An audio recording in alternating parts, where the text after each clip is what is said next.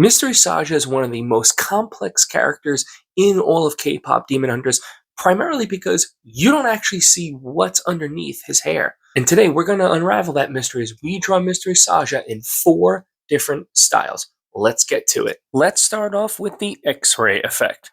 And to start this effect, we're going to need a lot of black. We're going to have to cover this entire section in pure black, because I'm taking a little bit of a different route than normal.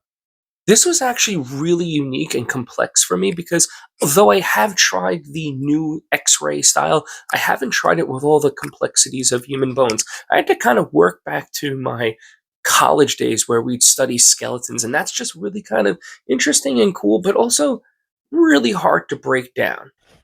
The intent behind this particular section is to make it look like an actual X-ray. I want you to see Mystery Saja's hands, the bone structures. I want you to see the ribs, the chest plate, all in the intricate pose. So we're going to have to actually measure out where all of the different positions of the bones will be. But on top of that, there's going to be depth considerations to take into effect. The hands in the front are going to be a heck of a lot more bright than they are in the back. It's going to be a lot more subdued. And when you see X-rays and you study X-rays, you'll see all these different subtle variations.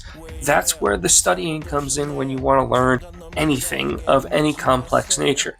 So I think it came out really good. What do you think? Let me know in the comments as now we move on to the wood style.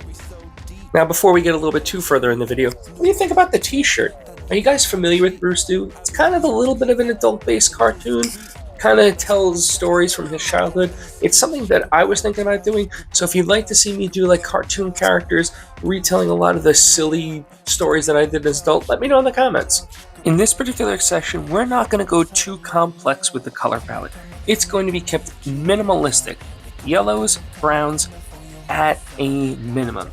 And to go into a little bit more detail as to why that is, I'll explain here.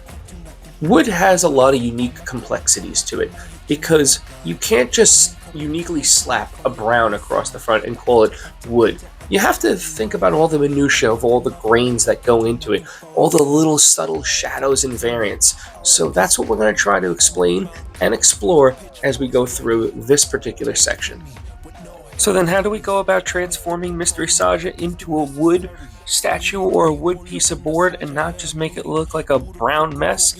Well, that's how we're going to work slowly with lots of subtle striping. We're actually going to use a little bit of what I like to call a flick technique. So as you can see with a couple of the areas, I'm not going slowly back and forth, or I'm in fact allowing it to intentionally streak. I want the colors to look a little streaky because when we look at wood, you're going to see that it has striping across it. It has subtle little lines built in throughout. That's what gives the wood grain that texture. That's why if you ever see something that's wood stained, you can see it even more. It's even more amplified because the stain goes in between all the little ridges of all the burls, and that's where you get all that incredible texture. I will say though, for me, this section came out really good. At first it was a little shaky, but as it was developing and as the piece came together and all the depth came in, it looked more like a tiki and more like the wood that I wanted to see. But was it a dud? Let me know as we head over to realistic. Now you all know this, and I've said this a lot, realism takes time. There is no simple magic ingredient. I really wish there was, but sadly there isn't. It's about studying and time. 2 things that sometimes we just don't have enough of, but it's just going to take that. You have to take time. You have to take time to practice. You have to take time to study. And in this day and age, nobody really wants to crack open a book. But the best thing is, YouTube has a plethora of videos out there to help you. There's so many great tutorials out there. Don't just look for me. I don't really want to be a teacher. I thought I really did, but I really don't. What I want to do most is inspire. Inspire all of you to get out there and try something new. Get out of your comfort zone. If you're an anime artist, try realism. If you're a realism artist, try landscape or abstract. Have fun and enjoy the experience. That's what I want to try and have all of you guys and girls do at home. Mystery Saja is a lot of hair, and as you know, hair is not something that I genuinely like to do, but I'm going to help you break down hair to make it a lot easier for you to draw. So as you can see here, we want to essentially break down hair into its separate areas. We want to showcase where the curves are, where the bends are, where the highlights would be. That's why I left the middle of the area white. Once you have like a base layer down of your general shape and minimal highlights, what you want to do is start folding in some darks, and then with alcohol markers, because it works so well with hair, you want to fold in a mid-tone over your dark. It'll help smooth out that shadow area and give you that subtle variance with hair texture. But for the most part, what we're going to focus on is a lot of colored pencil work. This will make it look less like a helmet and more like hair. See, when you add layers across the top, you don't just want to add it in one swooping motion. That'll give it too much of a plastic look, too much like a doll. So what we want to do is fade out and add in subtle purples, little bits of black, little bits of red where you can. You want to add in all these things because all different types of hair, no matter it's blue, red, yellow, purple, or even in this case, a grayish color, they're going to have all subtle colors within them. Everything, black, white, etc. All hair has it. So what do? We make it weave over, in and out, all throughout, little couple of hairs astray. That's how it'll give it more of a real-life texture to it. That's what gives it more volume in a sense. But now let's talk about the section that I really didn't like at all, and that is, well, the face. Because the reference image was so cast in shadow, it made it really hard to make it look accurate. It just didn't come out right to me. I don't know. Sometimes it's hit and sometimes it's miss. But I wound up constantly going back and forth with too many colors on top of each other. It was starting to get muddy, so I just kind of let it go. I let the hair essence be the focal point of the entire thing. And I think that's when it actually started to come together a little bit, but it's still not my favorite realistic work. I'm going to admit it, I'm just not a fan of this particular section. Now let's head on to the mystery side. Now for the mystery, I was thinking about a unique comment that I got, and that was to do anime, but I was like, well, that's not really mysterious. So what do I do? And that's when I came up with, you have to show the eye.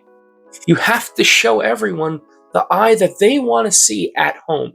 So we're going to add a little bit of Griffith and Sung Jin Woo from Solo Leveling in and make a really unique character that I think you will absolutely love. Initially, I had a little bit of trouble with working out where I wanted the eye to be just placed.